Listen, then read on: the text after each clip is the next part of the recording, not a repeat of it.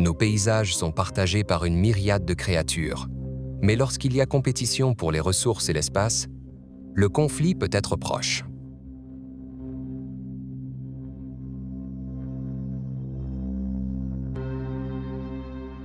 J'étais à plus de 100 mètres du point initial où je pêchais. Par contre, ma belle-sœur se trouvait de l'autre côté où mes enfants étaient assis. Ce sont eux qui ont vu le crocodile attraper le bébé. Je les ai entendus crier « L'enfant, l'enfant, l'enfant ». Ils pleuraient tous. L'enfant, c'est tout ce que j'ai pu entendre. La moitié du corps a été avalé par le crocodile. Il n'y avait que ses jambes qui dépassaient de la bouche du crocodile.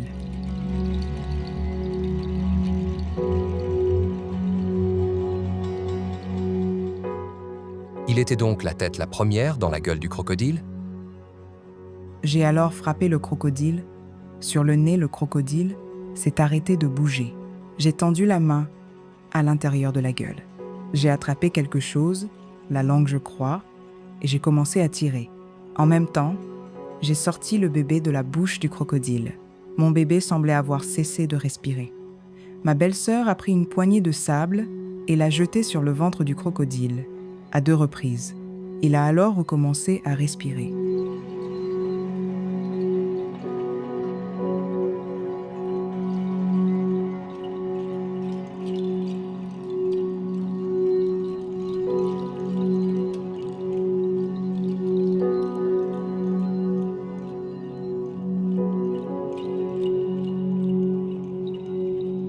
Je pense toujours que le Loch Lomond est la première véritable partie de l'Écosse sauvage que l'on rencontre lorsqu'on se dirige vers le nord.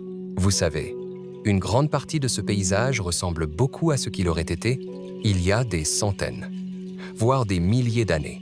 Les forêts de chênes que nous avons ici en bordure des lochs, les îles elles-mêmes sont très boisées, donc si je veux échapper à la ville et au stress de la vie, le Loch Lomond est un endroit où je reviens toujours.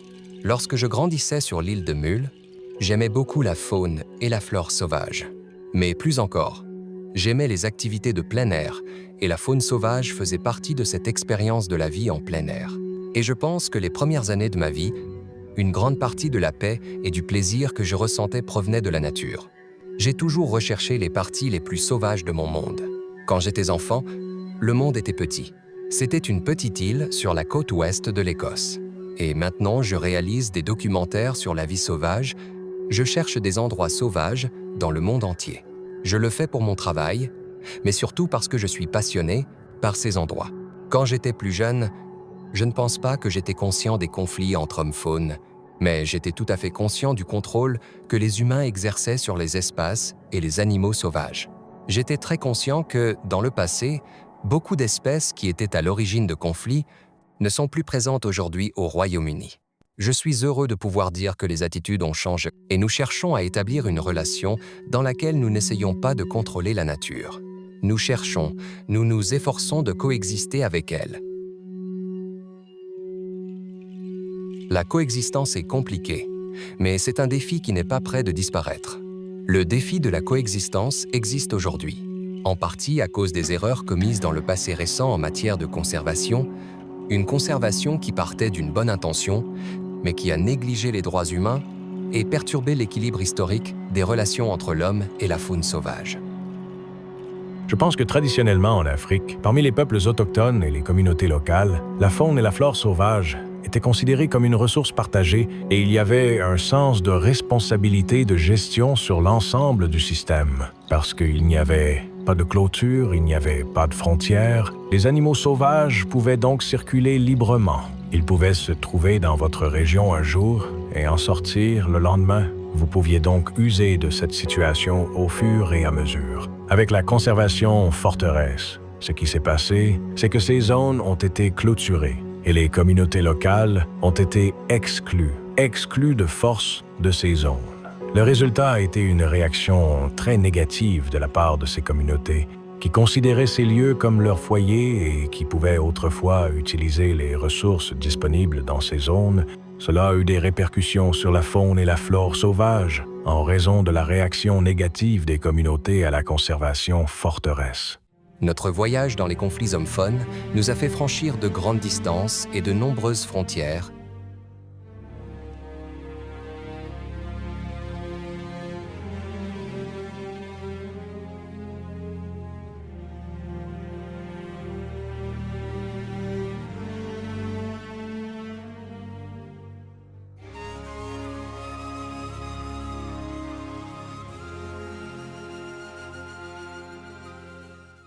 Depuis des temps immémoriaux, nous sommes le peuple Kunda qui vit ici. Traditionnellement, nous sommes des chasseurs. Nos ancêtres étaient des chasseurs. Ils avaient l'habitude de vivre et d'interagir avec la faune sauvage. Les animaux sauvages nous apportent beaucoup de bienfaits. Outre les problèmes que nous rencontrons, certains animaux sont chassés pour la viande, la nourriture, certains pour la médecine et certains pour des raisons culturelles. En raison de l'augmentation des populations humaines et de l'augmentation de la faune sauvage, les relations sont souvent inéquitables, surtout lorsqu'il y a un accident. Mais, avant tout, nous considérons toujours la faune sauvage comme faisant partie de notre culture et de notre patrimoine. La population humaine dans le pays est vraiment en augmentation. Nous avons une population croissante et cela nous préoccupe, car nous savons que tant que la population augmente et surtout que de plus en plus de gens continuent à résider dans les zones rurales, il y aura plus de concurrence pour l'accès à la terre, l'accès aux ressources. Car nous avons besoin de la même forêt pour la collecte du miel, la collecte de fruits, et la faune sauvage a également besoin de la même forêt. Le changement climatique exerce également une pression sur les pratiques agricoles traditionnelles des communautés locales. Il oblige aussi les populations sauvages à changer leurs habitudes pour trouver de l'eau. Le changement climatique est devenu un problème majeur à plusieurs égards. Tout d'abord, en ce qui concerne la production agricole, les saisons ont vraiment changé. Ce changement a de nombreuses implications en termes de semences que nous pouvons cultiver, mais aussi sur la disponibilité de l'eau pour la faune et la flore du parc, ainsi que pour les populations locales. Il faut désormais creuser plus profondément pour obtenir suffisamment d'eau. Les animaux du parc doivent parfois partager certaines ressources en eau avec les communautés voisines. Il en résulte des conflits hommes-faune autour de l'eau.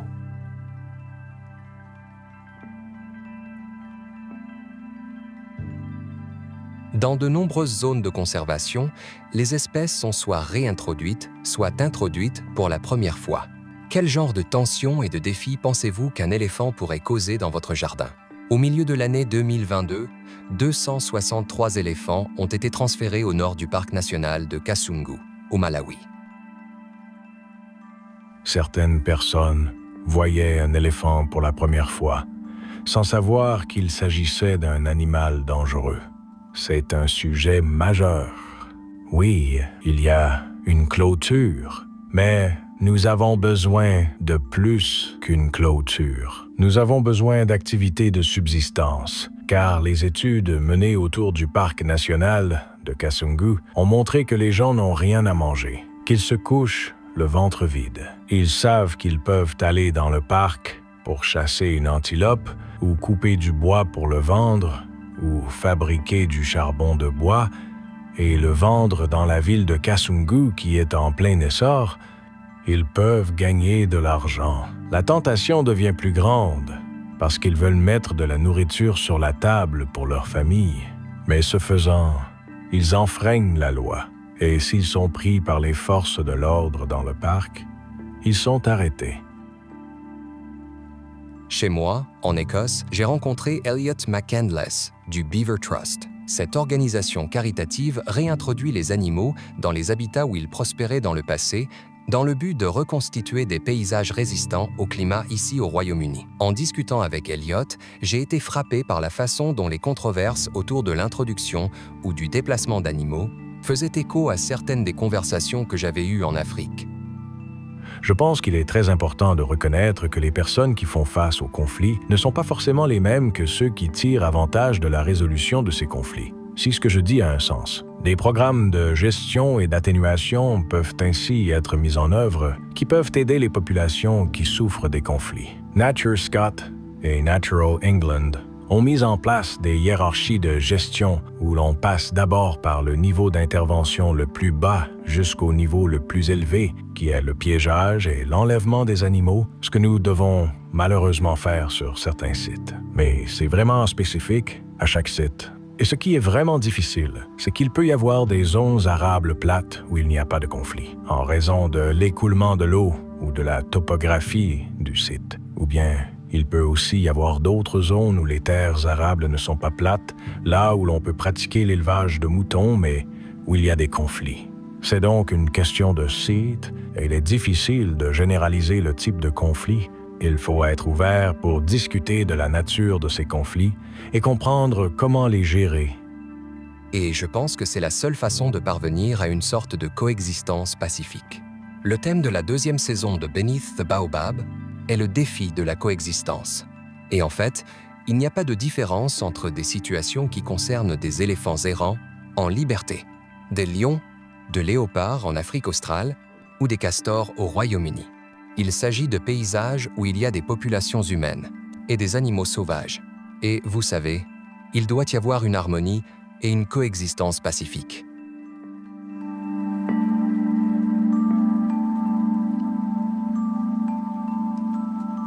La coexistence est un élément séculaire de la vie de nombreuses populations dans le monde et pour cette raison, il y a de l'espoir que nous, en tant que communauté mondiale de la conservation, puissions écouter et apprendre des méthodes éprouvées. Cohabitation avec les espèces sauvages. Ce ne sont pas seulement les traditions ancestrales qui sont porteuses d'espoir pour l'avenir. De nombreuses personnes que j'ai rencontrées sont à l'avant-garde de nouvelles méthodes et idées pour créer des économies et de la valeur avec ou sans le soutien des gouvernements.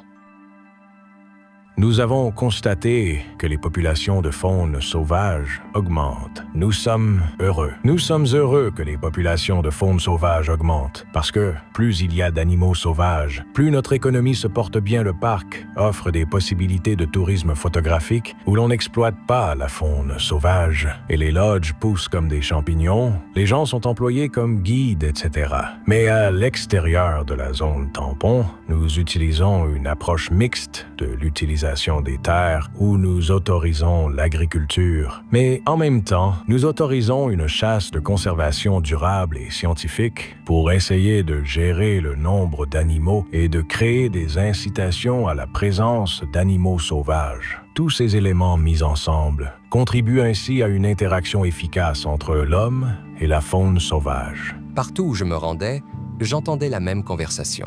Certains conflits hommes-faune sauvages peuvent être atténués par des compensations. Mais selon l'endroit où vous vivez, il peut être difficile d'obtenir le soutien financier dont vous avez besoin pour survivre. Nous ne disposons actuellement d'aucun système d'indemnisation.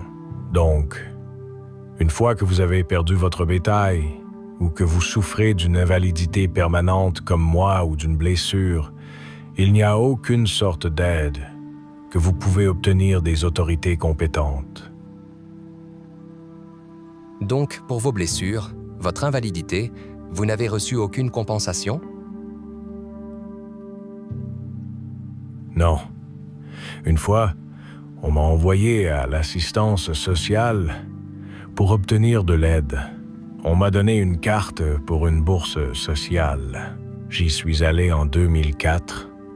3 mois après avoir perdu mes 2 bras à cause d'un crocodile, mais je n'ai rien reçu.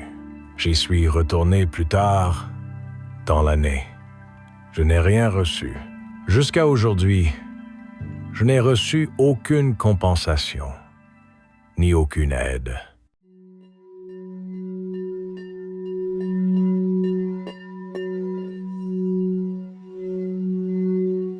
Je ne connais pas de programme d'indemnisation si votre chèvre a été mordue, ou du moins, je n'ai rien reçu.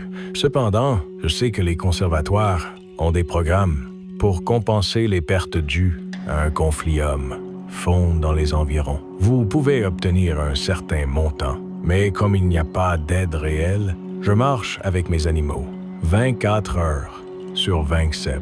S'il pleut, je marche sous la pluie. S'il fait chaud, je marche dans la chaleur. S'il y a du vent, je marche dans le vent.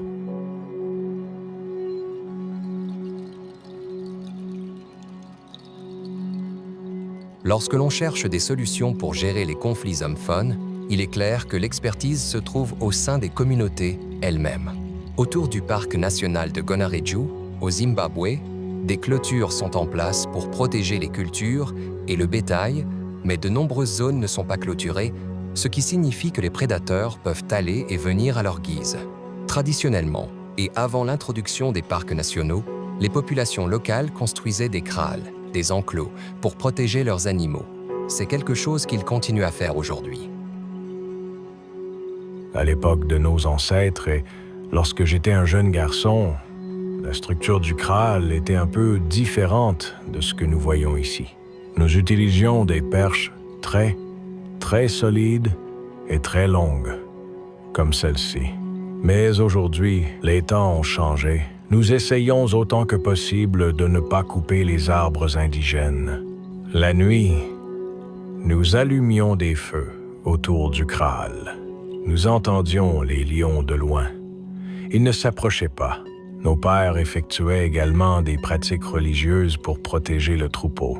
Le bétail pouvait passer juste à côté des lions endormis.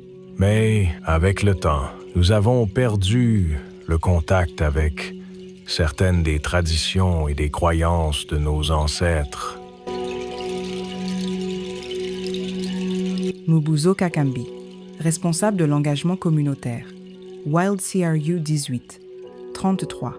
Mon rôle est de sensibiliser les gens, d'aller dans les écoles, dans la communauté, d'organiser des réunions communautaires et de parler des questions liées à la relation entre les humains et la faune sauvage.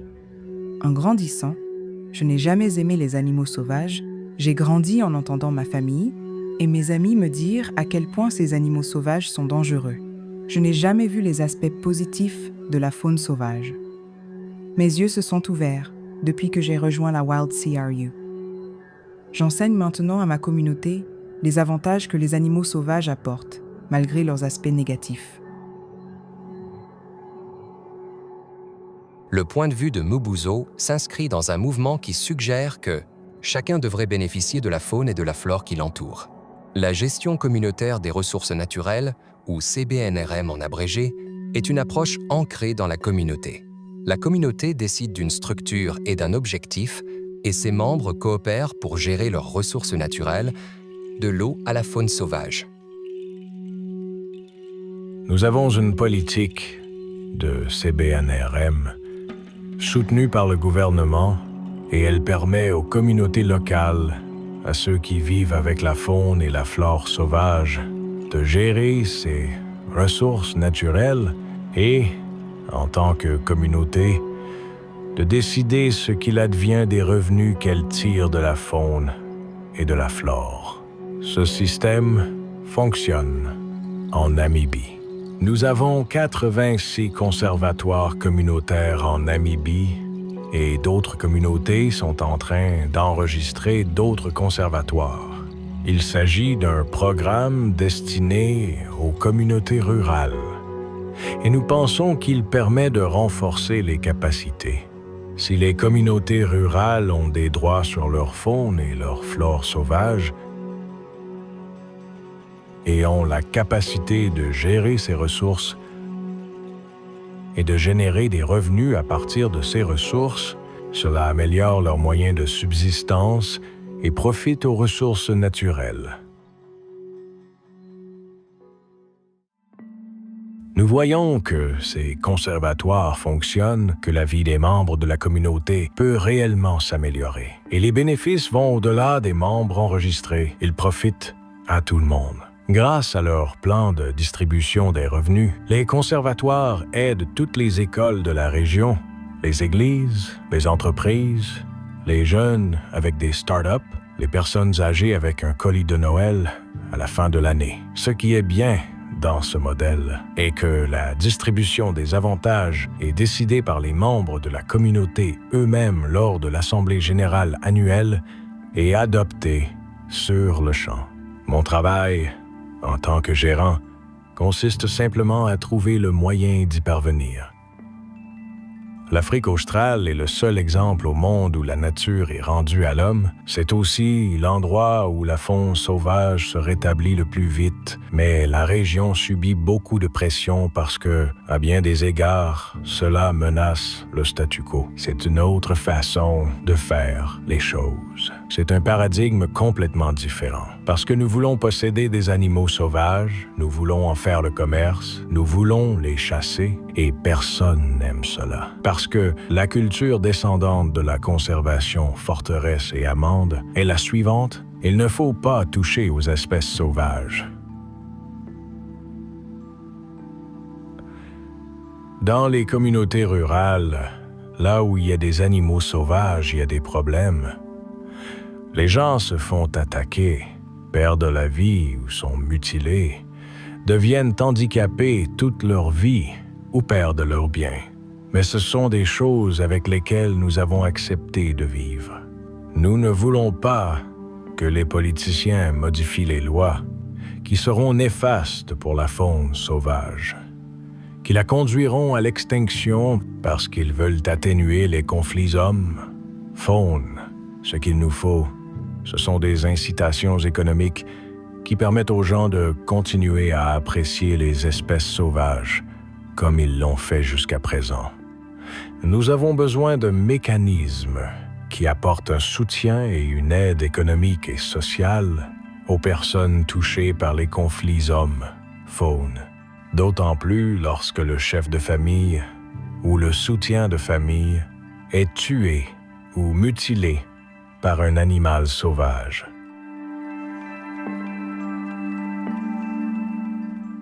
La conservation se trouve aujourd'hui à un point de basculement. Le succès d'une approche communautaire n'est pas l'apanage des seules communautés. Jama pense que nous ne pouvons pas séparer la conservation des hommes, les Africains sur le terrain qui vivent chaque jour avec la faune sauvage et qui doivent faire face aux défis de la cohabitation avec les animaux sauvages. L'objectif de Jama est d'aider le monde à comprendre exactement ce que cela implique. Il s'agit de poser les questions difficiles en matière de conservation. Il s'agit de s'attaquer aux problèmes de conservation les plus importants. Avec 70% de la biodiversité africaine se trouvant en dehors des zones protégées officielles, nous considérons ce défi de coexistence pour les communautés africaines vivant avec la faune sauvage comme l'une des questions les plus importantes en matière de conservation. Il peut être très difficile pour beaucoup de gens d'essayer de comprendre exactement ce que c'est que de vivre avec un éléphant dans son jardin ou un lion sur le pas de sa porte. Il s'agit donc vraiment de soutenir et d'habiliter les communautés, les gardiens de notre vie sauvage, pour qu'elles puissent raconter leur histoire et de dire à quel point c'est difficile. En tant que communauté mondiale, nous attendons beaucoup d'elles pour protéger la biodiversité mondiale. Nous pensons qu'il est très important d'écouter leurs histoires. Il est important que les bailleurs de fonds, les organisations et les sympathisants investissent autant dans les communautés vivant aux abords des zones protégées que dans les zones protégées, que ce soit pour l'agriculture ou les entreprises commerciales. Ce serait une approche plus équilibrée. Jama International travaille avec d'autres organisations non gouvernementales, ONG, pour aider les communautés à mener des initiatives innovantes qui créent de la valeur pour et à partir de la faune sauvage. Mais cela n'est pas sans poser de problème. Je pense qu'il y a des défis à relever en ce qui concerne les relations entre les ONG et les communautés. Cela tourne beaucoup autour, à mon avis, la brièveté des cycles de financement, qui ne sont pas nécessairement pilotés par les ONG, mais plutôt par des bailleurs de fonds plus importants. Il en résulte une situation où les communautés sont impliquées dans des projets de conservation pour des périodes souvent courtes, des projets de 2 ou 3 ans, après quoi le projet tombe en désuétude et souvent, il n'y a pas de financement pour poursuivre le soutien. Les projets de conservation communautaire prennent du temps. Des projets de courte durée signifient souvent que les communautés sont déçues. Puis une autre ONG arrive dans la région avec une idée identique ou similaire. C'est à ce moment-là que l'on constate une Lassitude des communautés, c'est à dire que les communautés s'engagent constamment dans de nouveaux projets. Souvent, ces projets ne sont pas couronnés de succès. Les communautés n'en voient pas les résultats ou de réels avantages. C'est là que nous avons constaté que l'approche de Jama, qui consiste à apporter un soutien à long terme, est plus efficace. Même si elle démarre lentement et prend du temps à incuber. Nous sommes arrivés à un point où je pense que les communautés sont prêtes à croire que nous avons investi en elles, en leur avenir et leur histoire de coexistence.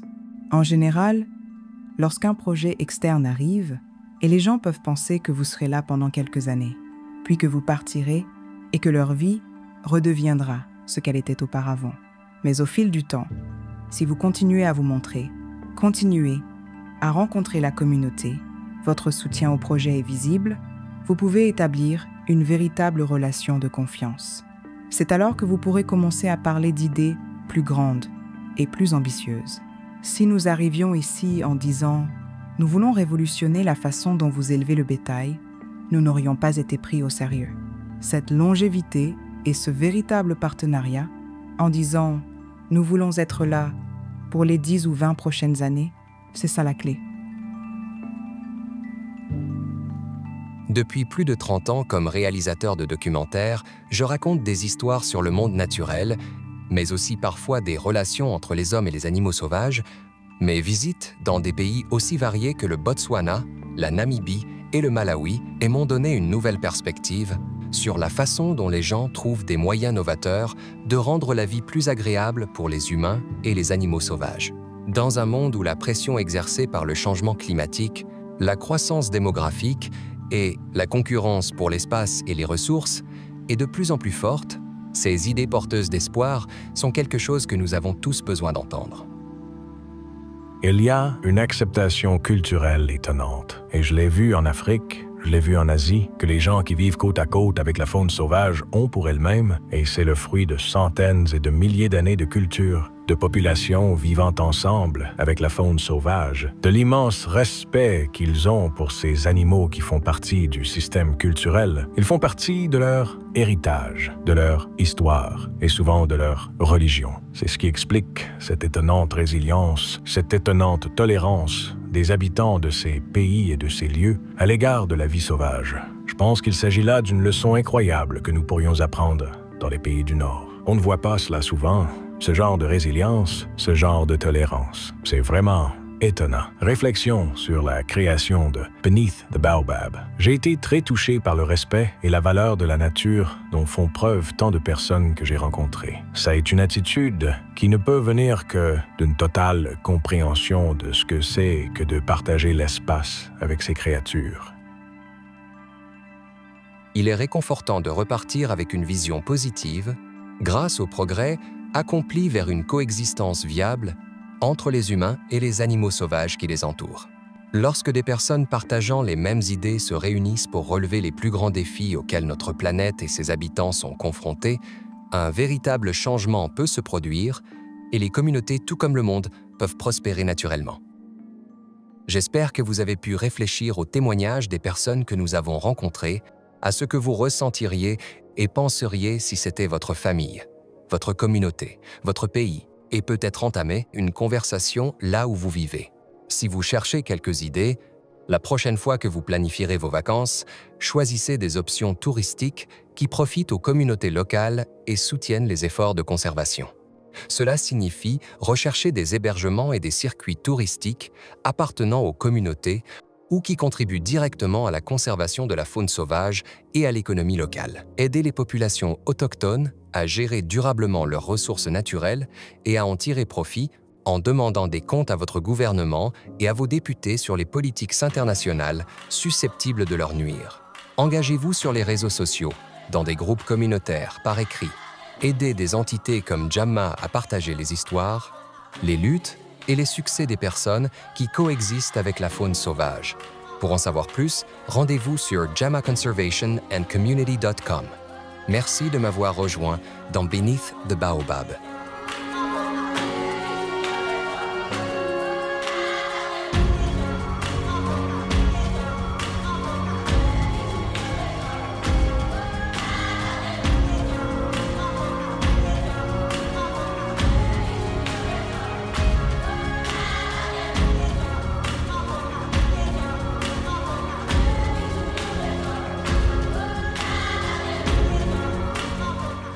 J'ai été très touché par le respect et la valeur exprimés envers la nature par toutes les personnes que j'ai rencontrées.